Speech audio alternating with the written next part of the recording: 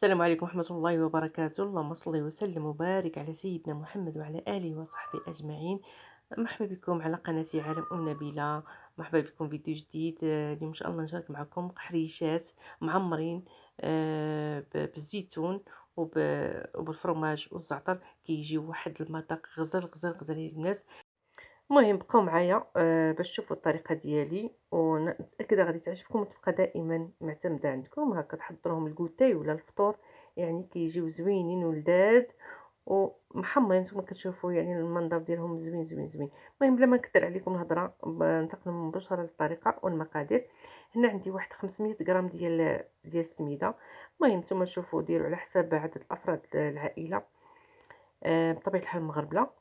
وزدت هنايا واحد جوج معالق صغار ديال سكر سنيدة، شوية د الملح بطبيعة الحال، دائما الملح كيبقى على حسب الذوق. ندير واحد ساشي ديال خميرة الحلويات. كتعطي واحد يعني الحريشه ديالنا كيكونوا هشاش بزاف. ضروري البنات من خميرة الحلويات. صافي هنايا نخلطوا هاد النواشف حتى كيندمجوا بعضياتهم. صافي غادي نزيد هنا واحد نص كاس ديال الزيت نباتيه بطبيعه الحال. وكنحاولوا نبسبسوا ديك السميده مزيان مزيان مزيان حتى كتدخل لها الزيت، حتى كتجي لنا يعني كتجي مرمله.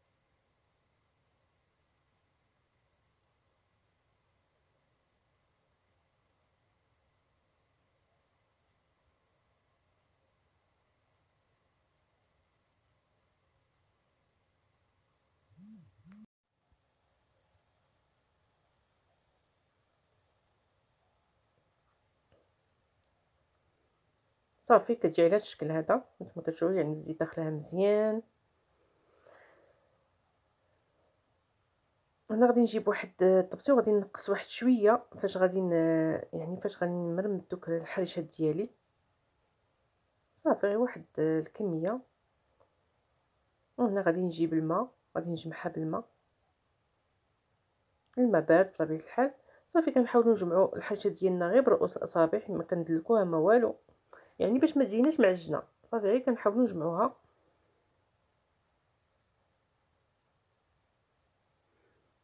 وكما كتشوفوا يعني العجينه ما كتجيش رطبه بزاف وما كتجيش قاصحه، يعني كتجي مويه. صافي كنحاول غير نجمعها.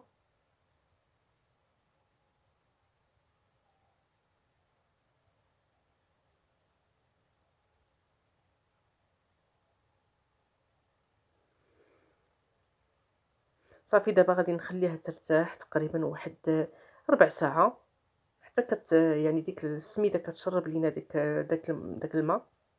ونغطيها بطبيعه الحال بفيلم اليمونتير باش ما تكونش ديك القشره فوق العجينه. وصافي غادي نخليها كما قلت لكم واحد ربع ساعه حتى كترتاح مزيان وكتجمع راسها.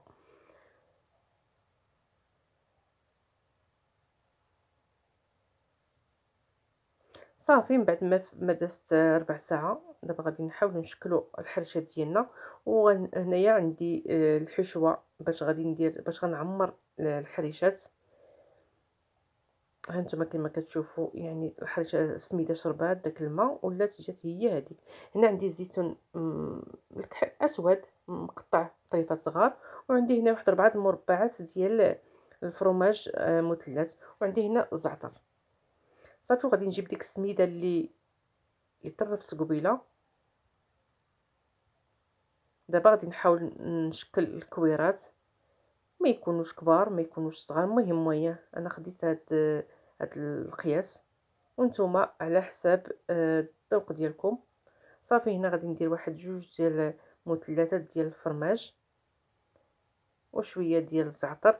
كيعطي واحد المذاق غزال يا البنات. وكما كنعرفوا الزعتر كيتواسى بزاف مع الفرماج. صافي كنجمعوا العجينه ديالنا، كنحاولوا نشكلوها على شكل كويرات. صافي كنحاولوا حتى كنغطيو داك الفرماج. صافي وكندوزوها في ديك السميده اللي طرفت قبيله. هانتوما كتشوفوا بهذا الشكل، يعني كنحاول نلبس ديك الكريسات ديالي، كنلبسهم مزيان مزيان مزيان بديك السميده. وفي هذا الاثناء راني دايره المقله باش تسخن مزيان. ضروري البنات المقله تكون سخونه سخونه سخونه. باش عاد نطيبوا الحريشات ديالنا. صافي غادي نعاود ندير معكم الثانيه، ودابا غادي نعمرها بالزيتون الاسود، حتى هو كيعطيه واحد المذاق ما نعاود لكمش. غزال غزال، جربوها، نتمنى يا البنات جربوا هاد الحريشات، هما بساط وساهلين، والمكونات يعني انا متاكده بان كاينه في جميع البيوت، يعني بلا ما تحتاجي تخرجي لبرا تقطاي ديري وكتوجديها للكوتاي ولا الفطور. يعني كيتجي غزاله، واحد المذاق زوين. صافي كنحاولوا نجمعوا العجينه ديالي، كنجمعها العجينه مزيان وباش ما وكنغطي داك الزيتون. صافي نكورها مزيان، وكذلك كنمرمدها في ديك السميده.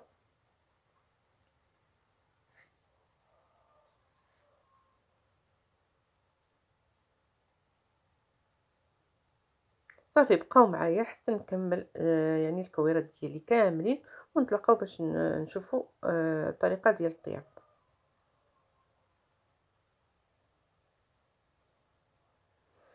هنا كما قلت لكم درت المقله ديالي ديال هذه ثقيله، درتها فوق العافيه يعني تقريبا واحد قسم حتى سخنات مزيان. وغادي نجيب هذا الاطار هذا باش غادي نعطي واحد الفورمه زوينه دائريه للحريشات ديالي باش يجيوني مقادين.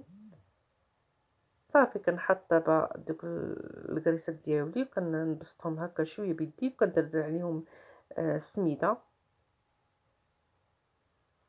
صافي كنبقى نبريسيهم بهاد المهم بهاد باش نعطيهم الفورمه زوينه دائريه. صافي وهنايا راه يعني المقله خليتها تسخنات مزيان، وفاش حطيت الخبيزات ديالي نقصت العافيه باش تكون مهيله، وطيب لنا الحريشات ديالنا ويطيبوا لنا على المهل ويجيو محمرين، يعني ما يجوش محروقين. صافي دابا غادي نزيد الثانيه. هاد المقله هذه كتهز لي 3 ديال الخبيزات. صافي بنفس الطريقه كنبسطهم شويه هكا بيدي، وكندردر عليهم السميده. صافي كنخليهم يطيبوا.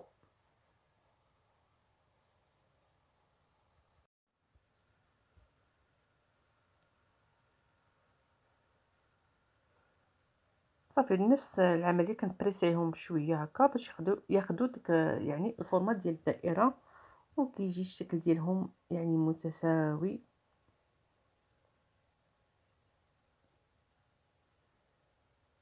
صافي غادي نكحزها الجنب وغادي نزيد الثالثه.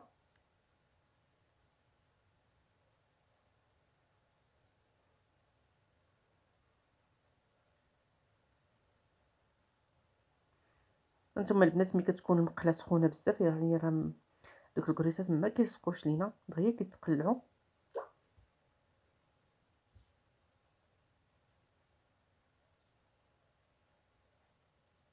هنايا الفيديو راه ما سرعتوش، خليته طبيعي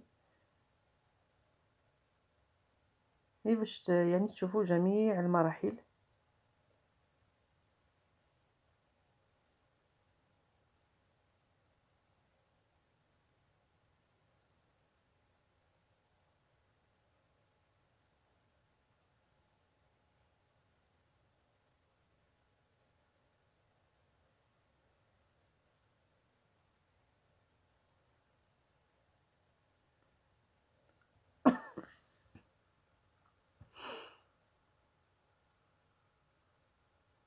صافي كنحاولوا نقادوا لهم الجوانب.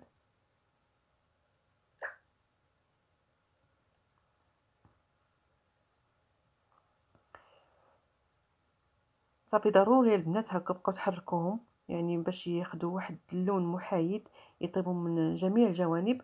بهذه الطريقه هذه هما كيطيبوا وانت كتبقاي يعني تبقاي تدوريهم.